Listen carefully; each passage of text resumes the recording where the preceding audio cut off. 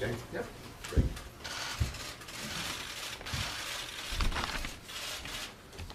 Okay, thank you all very much for being here to discuss an issue of enormous consequence for the American people. The Trump budget introduced today constitutes a massive transfer of wealth from working families, the elderly, the children, the sick, and the poor to the top 1%. It follows in the footsteps of the Trump-Ryan health care bill, which gives huge tax breaks to the wealthiest few while throwing 24 million Americans off of their health insurance and dramatically raising premiums for older workers. This is a budget which says that if you are the richest family in America, the Walton family, you can get up to a $53 billion tax break through the repeal of the estate tax. $53 billion tax break. But at the same time, it says that if you are a lower income senior citizen, you will not be able to get the one nutritious meal a day you now receive through the Meals on Wheels program or the help you desperately need if you are disabled. This is a budget that says that if you are the second wealthiest family in America, the Koch brothers family, a family that has contributed many hundreds of millions of dollars into the Republican Party, you may get up to a $34 billion tax break. But at the same time, if you are a working class student trying to figure out how you could possibly afford college, your dream of a college education will evaporate because of major cuts to student financial assistance programs. This is a budget which says that if you are a member of the Trump family, you may receive a tax break of up to $4 billion. But if you are a child of a working class family, you could well lose the health insurance you currently have through the Children's Health Insurance Program and massive cuts to Medicaid. At a time when we remain the only major country on earth not to guarantee health care to all, this budget makes a bad situation worse in terms of health care. In other words, this is a budget that provides massive tax breaks for billionaires and corporate CEOs and massive cuts to programs that tens of millions of struggling Americans depend upon.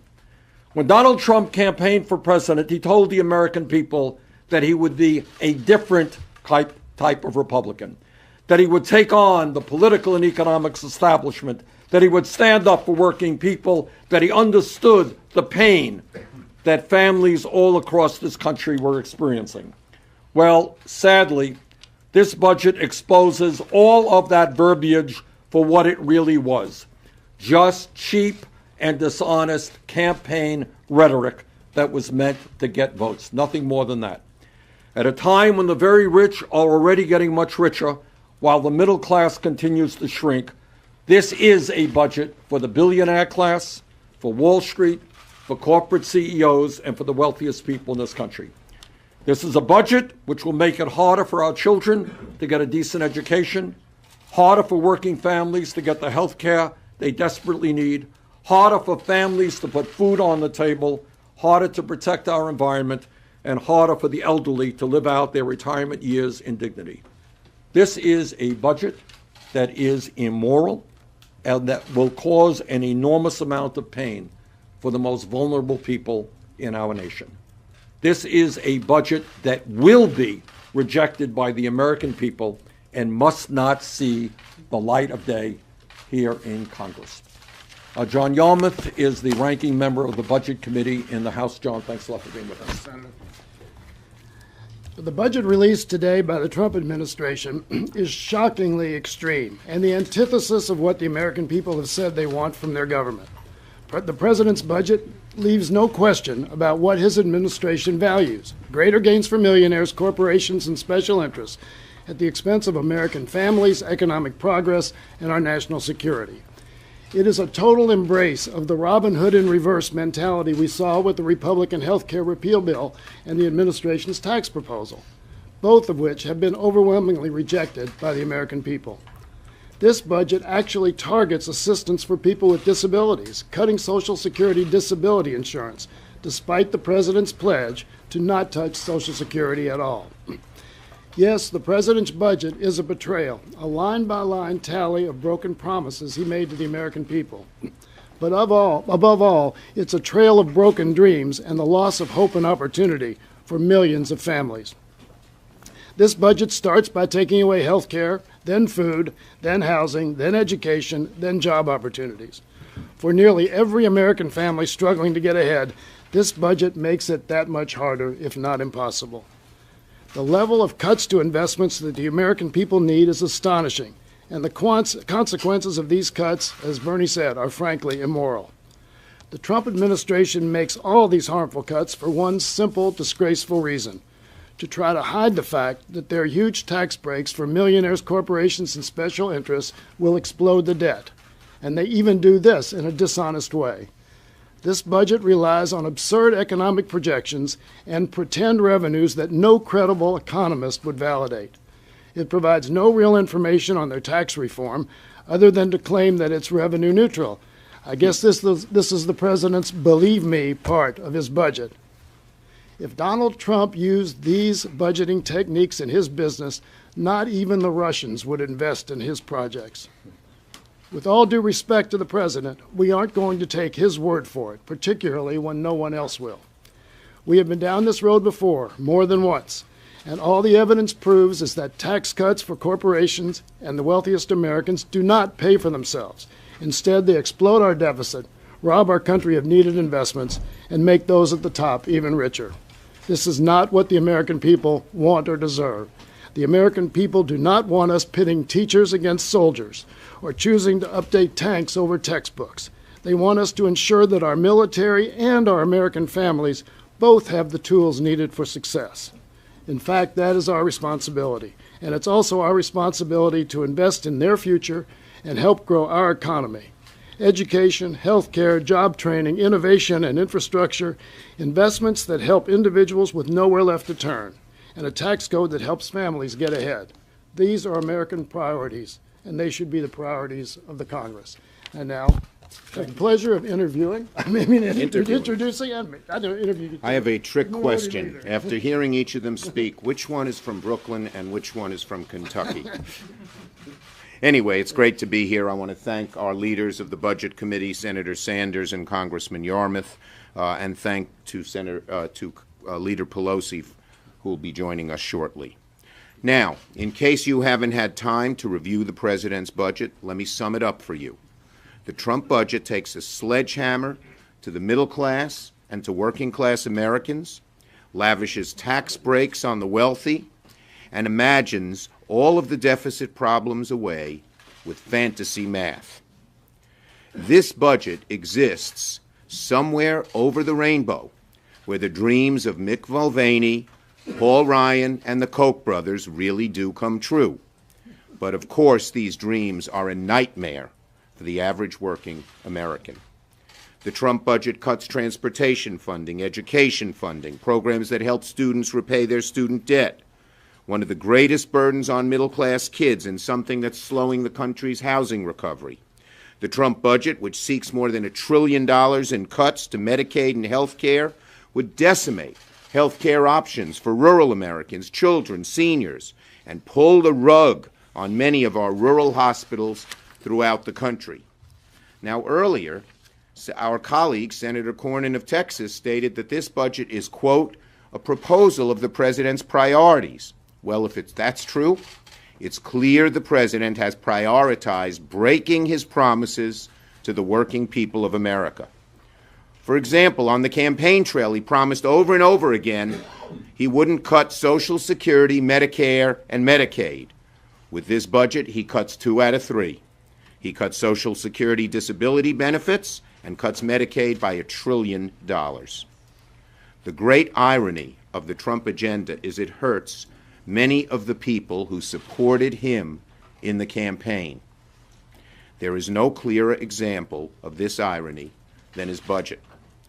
When you add it all up, the Trump budget is comic book villain bad, and just like comic books, it relies on fantasy to make all the numbers work. It's the kind of budget you might expect from someone who is rooting for a government shutdown. I'm optimistic it'll be roundly rejected by both parties here in the Congress. The way that we can reach a funding agreement in September is to do what we did last month, work together on a bipartisan basis, reject this extreme budget, tell President Trump and Mick Mulvaney to stay out of the negotiations, and come up with a plan that will help the American people and create jobs here at home. Leader Pelosi. Thank you very much, Leader Schumer. It's an honor to be here with you and the distinguished ranking member of the Senate Budget Committee, as well as the distinguished ranking member of the House Budget Committee. I associate myself with their remarks, which I heard by phone on the way over. Here we are. President Trump's budget is a stark showcase of President Trump's broken promises to America's hardworking families. Jobs. As his own words, the president promised he would be the greatest job producer that God ever created. Instead, his budget steals hundreds of billions of dollars from critical job-creating investments in infrastructure, education, and clean energy. Healthcare.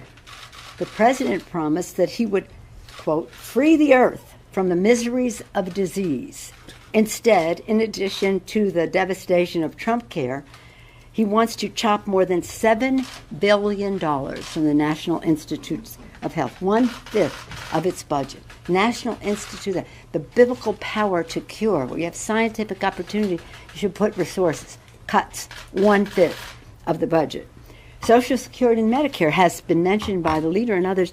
The president promised he would not cut Medicare, Medicaid, or Social Security. Instead, and this bears repeating, the budget slashes Social Security disability insurance benefits. And what's strange about it is when asked about it, Director Mulvaney said, we didn't cut Social Security.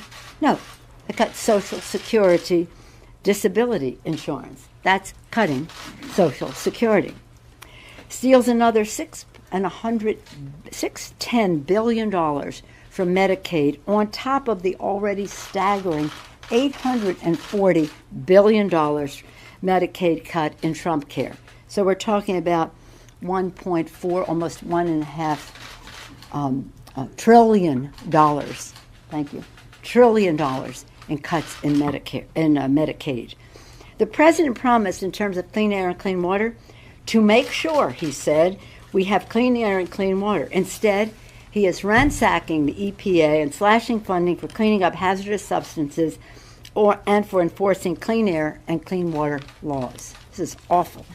The president's budget is short-sighted, based on false assumptions, goofy assumptions, and a cruel plan that perfectly reflects what Republicans in Congress have been trying to inflict on America for years. It's important to note this because some members are saying, oh, it's dead on arrival. Well, in the House, this budget is a step down the same road, and Mr. Yarmouth can attest to this, the same road to ruin advanced by years of House Republican budgets under Speaker Ryan and Chairman Price.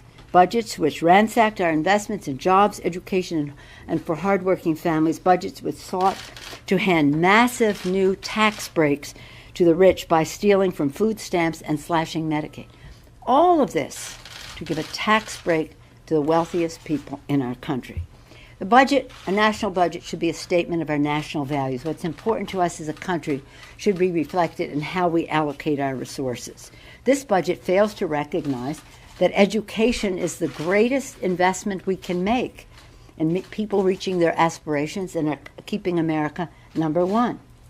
And he also fails to recognize that nothing brings more to the Treasury than the education of the American people, early childhood, K through 12, higher education, lifetime learning. Nothing brings more money to the Treasury to reduce the deficit. So it's a false economy.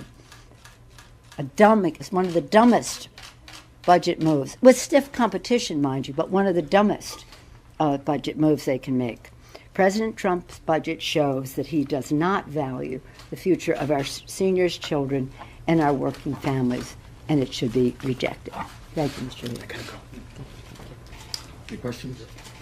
Yeah. Can we talk for a moment about, you and I spoke yesterday about this, you said that you didn't think any sane Republican, your word, would vote for this. Do you feel, though, that because this budget is so extreme now that you all have seen this, that there's any chance that Republicans will do this because they talk about, well, this is going to squeeze us on appropriations, it's going to make it hard to pass the appropriations bills, and the rhetoric we're hearing from them is that it's, this is dead on arrival, too. I mean, that must give you guys some buoyancy. Look, I mean, if I'm a Republican member of the House, do you really think I am looking forward to going home to whatever state I came from and say, yeah, I just voted for incredibly large tax breaks for billionaires. Oh, by the way, we're going to cut Head Start and child care and after-school programs and health care and education.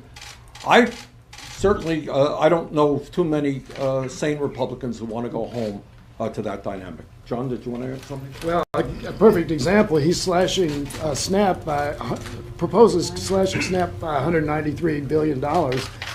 We have 800,000 families in Kentucky who utilize food stamps, and a great number of these people are kids. And I can't imagine anything more cold-hearted, and I can't imagine anything that, Senator McConnell, Senator Paul, or my other 5 Republican colleagues would want to do and go home and say, we're going to cut all these people But off. that's what I'm getting at, that when it comes to the appropriations time, that it's going to be tough to pass these, and your side will probably prevail, I would think. Well, let me just say this, with all the respect in the world for the fact that some Republicans are saying this is dead on arrival.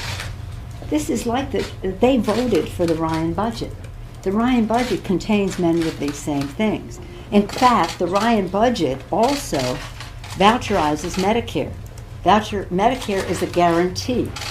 The Ryan budget says it's no longer a guarantee, we're going to give you a voucher. It subscribes to their philosophy that Medicare should wither on the vine. So when we're talking about Social Security, Medicare, and Medicaid, this is a killer for the American people, literally a killer. And as long as the public is aware of what is in these budgets, and that's the important point, they have to know there is a price to pay in terms of public opinion if they would vote for this. But they all did already vote for the Ryan budget, so they've gone down this path before because they're deconstructionists. They don't believe in governance and they don't believe in science, so they don't feel compelled to do any of these things. Senator Sanders, is there anything in here that you see that you can work with the White House on? I think what is a good start, but totally inadequate in terms of its funding, is movement toward paid family and medical leave. The United States of America remains today the only major country on earth that does not guarantee paid family and medical leave. The funding for this proposal is minuscule compared to what the needs are. But I'm glad that the Trump administration recognizes the need for us to join not only major countries around the world, but many very poor countries as well. Maybe one last question. Yes, sir. Previously, Republicans like to bring up the Obama budget to have a vote on the Senate floor just to show there wasn't support for it. If this budget is as bad as you say it is, and the Republican reaction is as bad as you say it is, do you plan on trying to do that tactic this time? That may well be a possibility. Okay. Thank you all very much. Thank you.